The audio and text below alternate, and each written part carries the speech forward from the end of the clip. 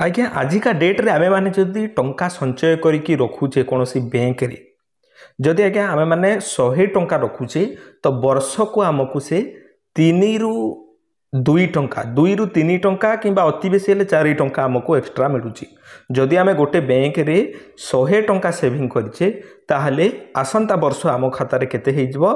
103 टंका नहले 104 टंका बेसी रु बेसी हेले जाई कि 104 टंका जोटा कि आमे बैंक रे संचय करिकी रखुचे। किंतु आजिर वीडियो रे मु आपण मानकु एमिति किछि स्कीम बतेबी एमिति किछि जिंस बतेबी एमिति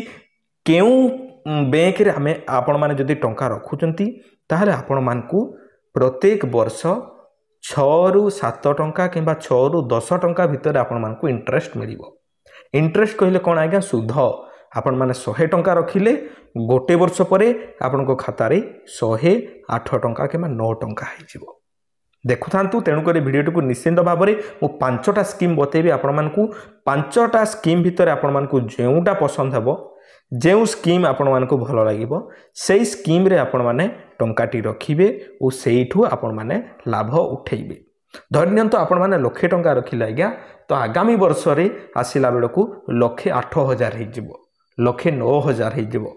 एई ठारू खुशी कथा आ किछि नाही। तेणुक भिडियो को धैर्यर सहित देखंतु मु आपण मानकु डिटेल्स एबे बतेबा पई चाहूची। देखंतु आज्ञा भिडियो जदि भल लागिला लाइक टी कर देबो आम चैनल रे सब्सक्राइब मध्य कर देबे। जदि भल लागिला करिवे नहले मु आपण मानकु जबरदस्ती करू नाही। खबर कागज रे बाहरी आपण माने एठारे देखि पारथिबे एठारे कोहा दिछि आज्ञा टिकस बंचेबा सह हेबो मोटा अंकर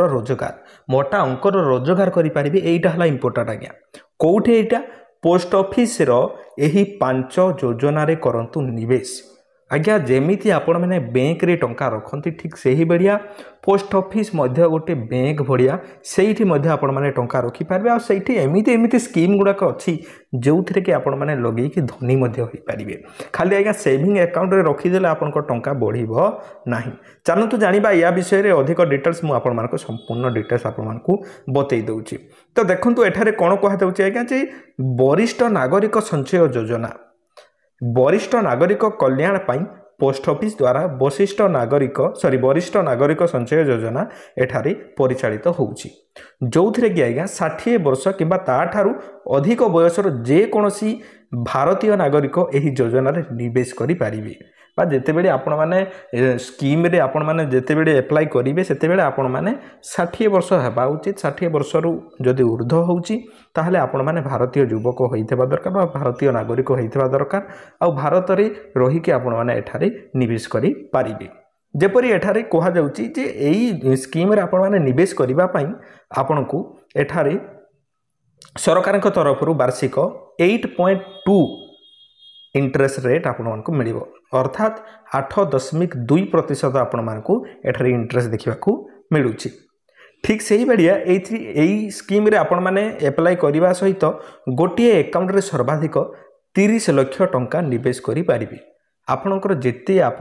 आय अछि आज्ञा आपण माने सब मध्ये लगै देई पारिबे 30 लाख पर्यंत। जदि गोटे अकाउंट रे 30 लाख रखि देले आ गोटे स्त्री को अकाउंट किंबा झियो को अकाउंट पुओ को अकाउंट खोली के मते सेठी मते आपण माने रखि पारिबे। जदि आपण एही योजना रे 30 लाख टंका निवेश करंती तेबे आपण को वार्षिक 2,46,000 टंका सुध मिलिबो। आपण को देखंतु खाली बैंक रे पैसा रखिबे रखिला मात्र के आपन को वर्ष को 2,46,000 टंका आपन को देखिबा को मिलिबो। एठारे एई जो स्कीम अछि SCSS अकाउंट 5 वर्ष परे परिपक्व हुए एवं परिपक्वता परे अकाउंट रु आउ 3 वर्ष पाई वृद्धि करा जाई पारि आपन माने चाहिए ताकू 3 वर्ष बढ़ेई पारिबे। देखंतु मु यह विषय रे मध्य अधिक डिटेल्स कहिबे आगो को देखुथांतु वीडियो टिकु आपन माने जेउ SCSS योजना रे निवेशित टंका मध्य आयकर आईन धारा 80C अनुଯାୟୀ टिकस छाड़ मध्य आपनक मानक पई हमक पई देखंतु आपन मानक पई एठारे मु डिटेल्स रे एठारे लेखि की रखिछि जोटा कि यार full form senior citizen saving scheme बोली कि याहा को कहा जाउची जोथरे कि आपन मानक केते इंटरेस्ट रेट मिलिबो। इंटरेस्ट रेट 8.2 मध्य आजिकार देखिबा पई मिलुची। मिनिमम आपण माने 1000 टंका रु आरंभ करि पारिबे मैक्सिमम आपण माने 30 लाख पर्यंत एठारे रखी पारिबे। जदि एठारे आपण मानकु आउ किसी डिटेल्स एठारे देखिबा पई मिलुची निवेश राशि आपण माने जदि 1 लाख टंका रखिले त्रिमाही ब्याज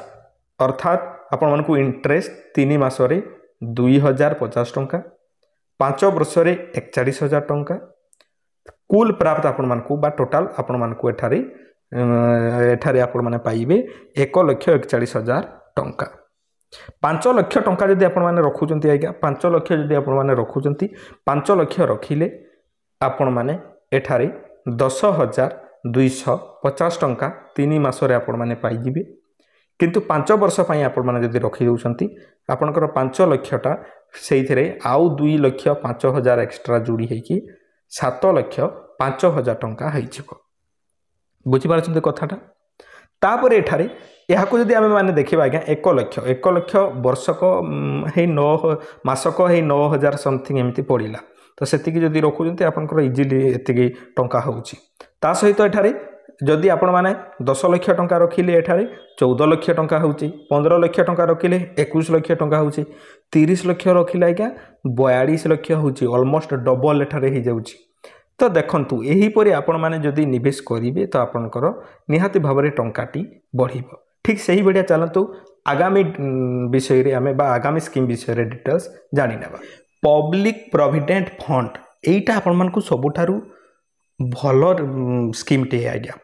पब्लिक प्रोविडेंट फंड एक दीर्घकालीन निवेश योजना जो थे कि आज्ञा देखो ये यही योजन निवेश करी आपण केवल आपण भविष्य पांठि संचय करेंगे ना बरं आयकर संचय करें जेपरी एठारे पीपीएफ रे निवेशक मानकु जमा होइथिबा परिमाण उपरे सुध मिली थाए एवं एही सुध आय उपरे कोनोसी टिकस लागू होई न थाए सबुठारु बड़ कथा होउची जे एही योजना रे निवेशित राशि को सुरक्षित बोली विवेचना करा जाए कारण कोन आज्ञा जे निवेशर ग्यारंटी दियंती एठारे आयकर धारा जोटा कि 80C अनुसार पीपीएफ रे निवेश करी आपण वार्षिक सर्वाधिक 1.50 लाख टंका रिहाती पाई पारिबे आपण पात्र 500 आपण मात्र 500 टंका दे यही योजना रे निवेश आरंभ करि पारिबे 500 टंका देई कि आगे आपण माने लक्ष्यपति होई पारिबे जदि आपण माने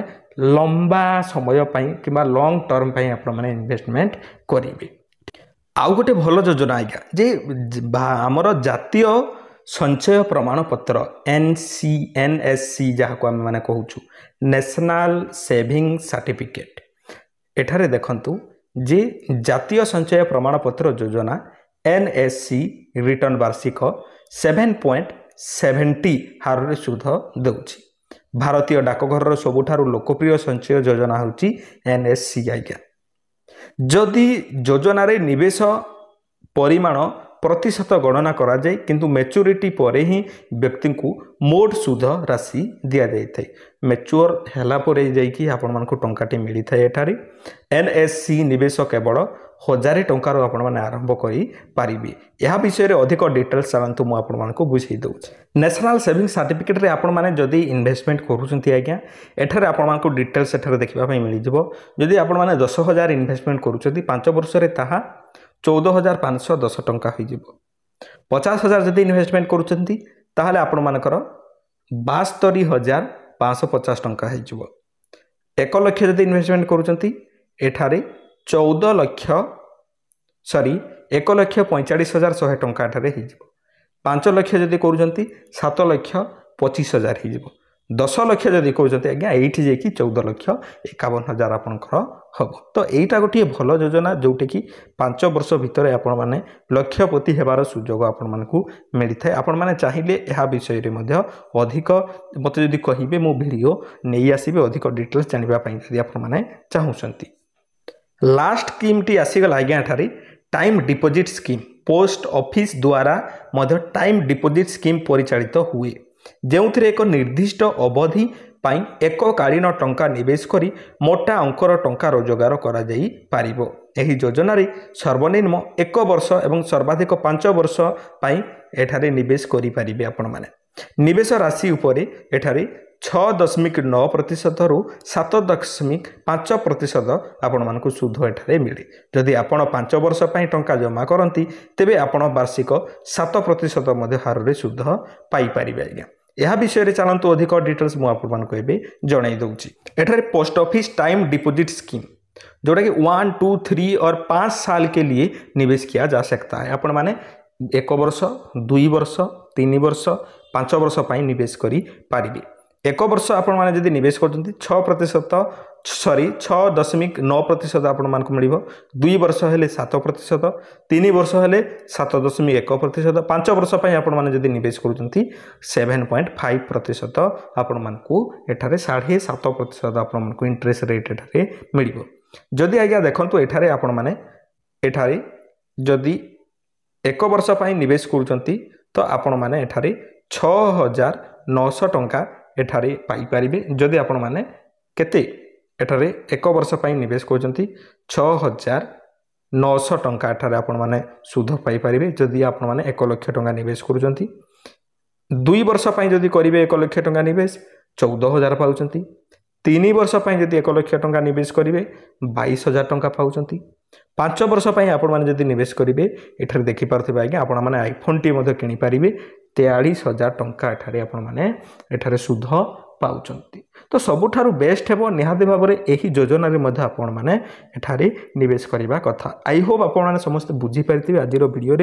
जदि भलो लागिला आज्ञा देखंतु टिक्के बोरिंग हेई थाई पारे वीडियोटी काहे कि ना देखंतु हिसाब किताब वीडियो जदि कले निहाती भाबरे टिक्के बोरिंग हुए। तो आपण माने धैर्यर सहित ए पर्यंत जदि देखुछन्ते ताले आपण मानकू अशेष अशेष धन्यवाद। आपण माने ए पर्यंत वीडियो देखुतले निहाती भाबरे आपण माने कमेंट टी कर दियंतु जे एठारे आपण माने यस बोली की कमेंट कर दियंतु। आपण माने शेष पर्यंत देखि जंती मु बोली मु जानि पारिबे निहाती भाबरे आपण मानकू मु रिप्लाई देबी। पुनी देखाबा एक सुंदर वीडियो रे। वीडियो जदि भल लागिला लाइक टी कर देबे, सांग मानक पाखकू निहाती शेयर करबे। एमिति वीडियो देखिबा पई हम चैनल को सब्सक्राइब माध्य कर दियंतु। धन्यवाद।